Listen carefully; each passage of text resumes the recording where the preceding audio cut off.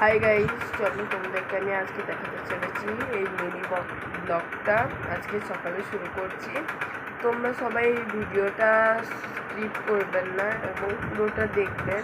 আমি আমার পুতুল ডলের আজ আমি একটি ঘরে থাকার জন্য একটি ব্যবস্থা করব। চলো দেখি এবার আমার পুতুলটা কোথায় আছে। আমি তো বার করে নিয়ে আসছি, তোমাদেরকে দেখাই দাঁড়াও।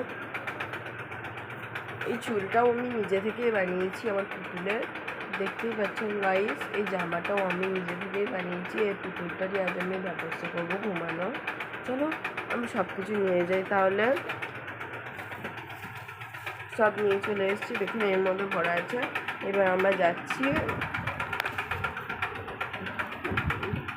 আমি সব তোমাদেরকে দেখাবো পুরোটা, আমি পুরোটাই দেখাতে চেষ্টা করছি যতটা সম্ভব।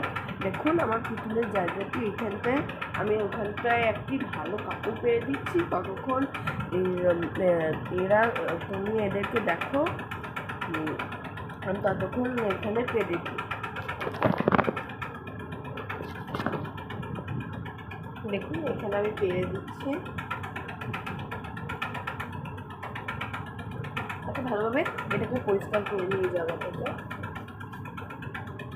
পরিষ্কার করা হয়ে গেছে, এবার আমি কাপড়গুলো দিয়ে দিই এখানে। দেখতেই পাচ্ছেন গাইস, আমি তাও তো আমাদেরকে দেখিয়ে দিচ্ছি। এইরকম দেখতে পারলেন সবাই যে আমি কী কাপড় দিয়েছি। আর আপনারা এরকম নর্মাল কাপড় ব্যবহার করতে পারেন, যার যেটা মন সেরকম করতে পারেন। এবার আপনাদেরকে গাইস, আমি আপনাদেরকে তো ভুলেই গেছি একটা জিনিস দেখাতে। এই দেখুন তাদের বাচ্চা দুটো, এদের চুলগুলো আমি বানিয়েছি, এদের চুল ছিল না। এই দেখুন এর মধ্যে ওদের সম্পত্তি আছে, মানে জামা কাপড়, যাই হোক আমি তো সবগুলো রেখে দিচ্ছি। এবার বাচ্চাদেরকে ঘুম পাড়িয়ে দিচ্ছি। বাচ্চাদের আলাদা রুম আছে, দেখুন দেখতেই পাচ্ছেন গাইস। ওদের জন্যে বড় পুতুলটার জন্যে এই ড্রেসগুলি আছে, এই টপগুলি, এগুলি আছে।